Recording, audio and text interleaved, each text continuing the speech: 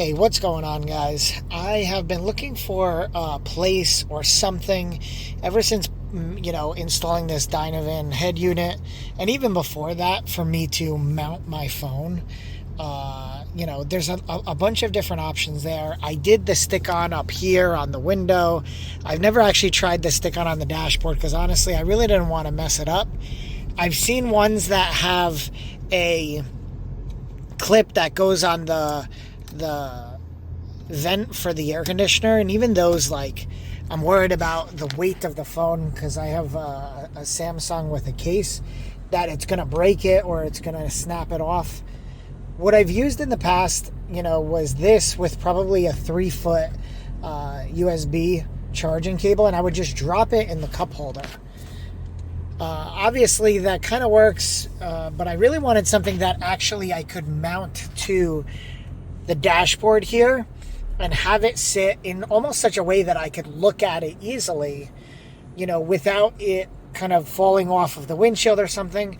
And I found a couple products that I've, seen. One from Scotch, I think it's called. Another one I found on eBay. I've tried a couple different ones, and I actually think that I landed on a combination that I like. So I'm going to take you guys through that right now, and, we'll take a look at what it looks like at the end. All right, so in order to do what I want to do with my phone, right, and ultimately what I kind of talked to you guys about is I want to have it mounted like over here, right, in such a way that from the driver's seat you can have a clear shot. But I don't want to mount it here. I don't want to mount it up here. I really don't want to mess with the dashboard. So I've pieced this together, and I found a couple different options. I have four kind of individual things that are going to come together to bring me to what I want to have here. And the first place to start with is on, I believe it was eBay or Etsy, something like that. I found this mount. Now, this is a 3D printed mount from someone. I'll share it in the link. I don't remember the person, but basically what you do is you remove the cigarette lighter here, and I'm going to see if I can pull my charger out of here, which is going to prove to be a little bit difficult because I like this charger because it fits into that nook perfectly. The brand is called MaxBoost, but unfortunately, it fits in so perfectly, it's almost impossible to get out. So I have this hook here I'm going to use to pull this out. Hopefully I don't short anything, but yeah. So what you ultimately do is you pull out not just that charger, but the actual cigarette lighter here. And this piece basically plugs in here. Now, for me, this would actually be complete, and I think it would be fantastic. However, what I don't like is that this mount is not spring-loaded, right? So it's got this screw where you unscrew it, but it doesn't really hold the phone that well. Now, I think I might have lost a piece that you put in here to essentially hold it open, but even then, it's not spring-loaded. Really, it's based on the tension of the piece here. And I kind of don't like that. I think eventually this piece is going to fail. So therein, becomes the next thing, which is if I unscrew this and I take the head off, I really just needed to find a phone mount that fit this size head. I believe this is a 17 millimeter head. So I eventually found this. Now, again, I'll link this in the description. I think I found this one on Amazon. And this, luckily for me, actually fits this head. So it fits this head perfectly. I've, kind of tested it out a little bit. I haven't mounted it yet, so I'm hoping that it's stiff enough to not fall, when I'm going over bumps due to the weight of the phone. But it's going to allow me to stick that in here and also kind of mount this sideways, mount it however I want, and have that view. Now, the last thing is I really wanted something that had a charger. And the thing that's cool about this is it doesn't include a charger, but the guy who made it actually was smart enough to include a channel back here. So I was able to get this 12 volt to USB-C module. And if you look, I can slide it in through the back and it will sit right outside that little notch. And so when this is in, really all you're going to see is the USB-C plug that's hanging out. So all of that is going to be tucked in the back. Now the last thing I did, which you can't see yet, you'll see it when I start to install this, is I ordered this because I really did not want to have to de-pin the connector. I didn't want to have to kind of get involved in, you know, cutting any wires in the back. And so I found this once again on eBay.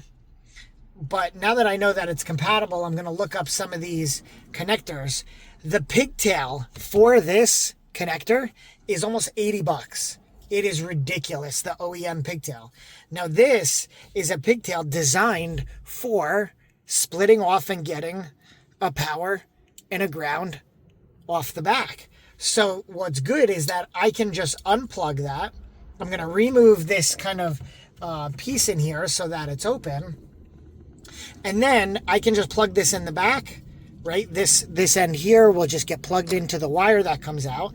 And then these two shrink tabs will go into here and give me my USB-C power source. So that's what we're going to do.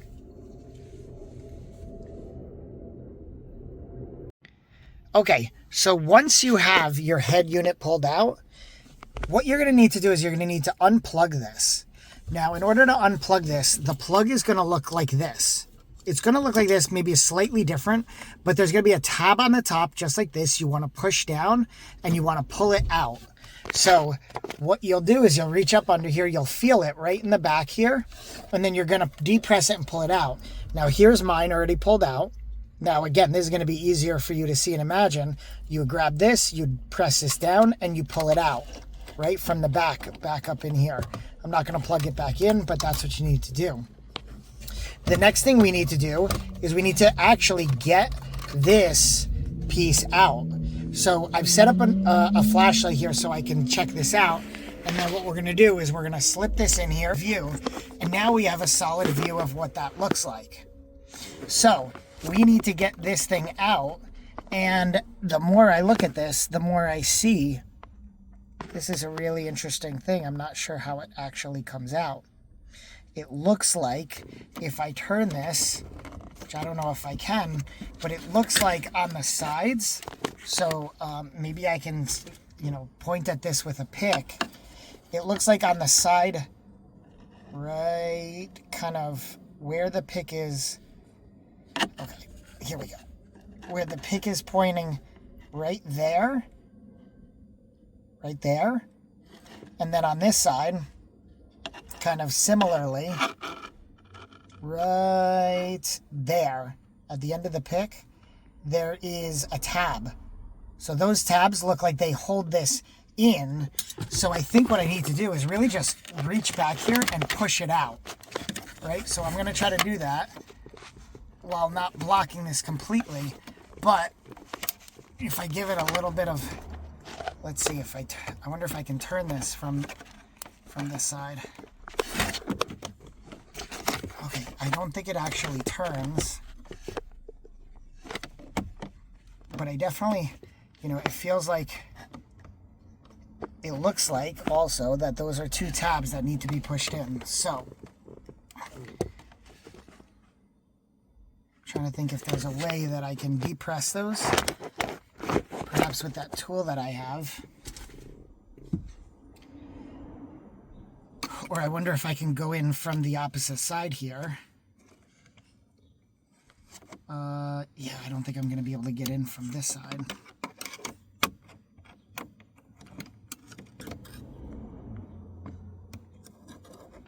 Yeah, that won't work. All right, let's try this one more time. Now, the real proper way of doing this is, just so you guys know, you remove the piece on by the gauge cluster. You're going to remove a piece by your passenger side airbag, which is kind of above your glove box. To do that, you got to, take the glove box down. I don't want to do all that. I'm trying to avoid that, so I'm trying to do this from here. But, you know, perhaps if I hit let the magic stride while you guys are watching, and then we won't have to, for you guys, it will be a lot smoother, a lot easier.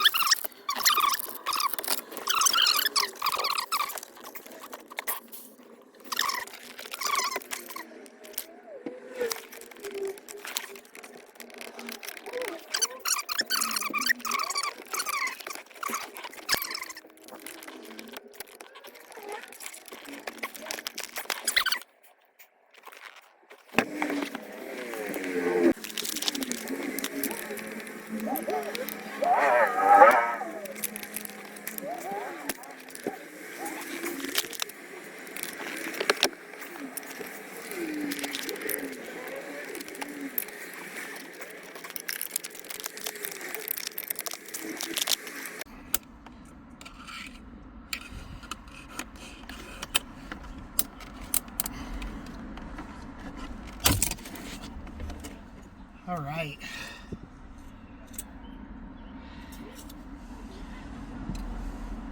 Wow.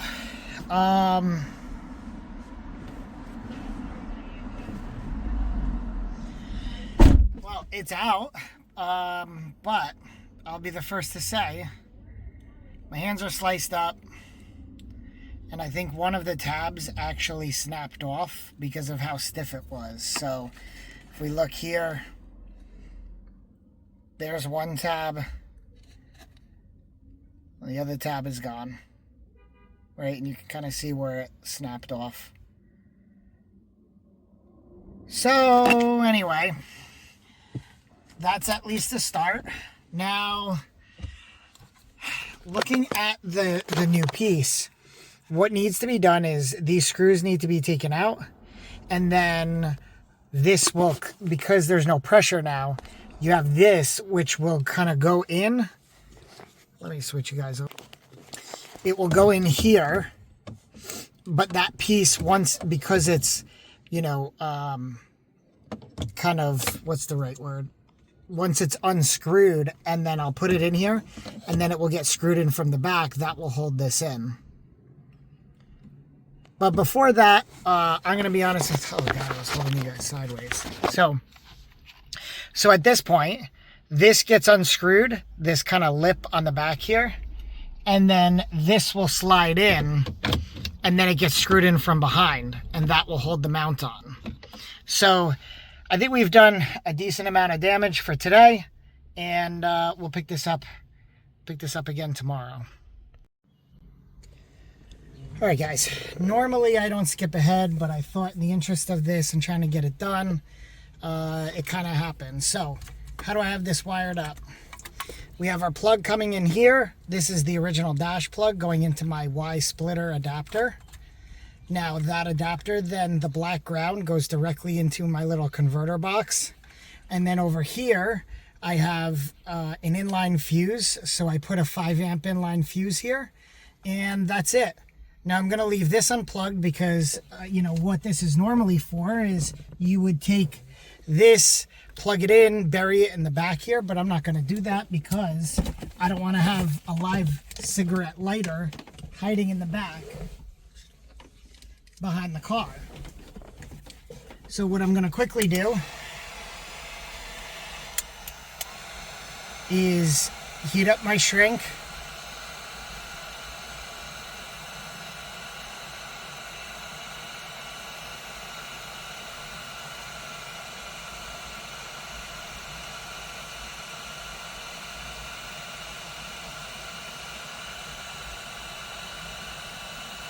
All right, so that's one.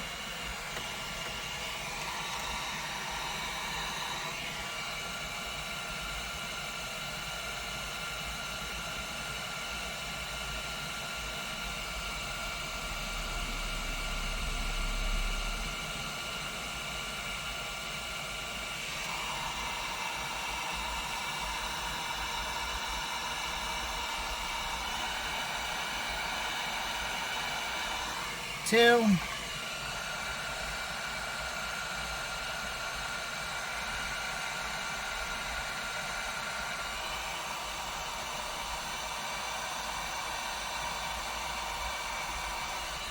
Three. All right, now that that is all done, these are a little spicy to the touch still. So I'm just gonna give them a couple seconds here. Cool off. So I'm not shoving it in the back and melting any plastic. All right, now I'm just gonna push these back on top of my HVAC module. And then I'm gonna start putting everything back together. I'll put my head unit back in.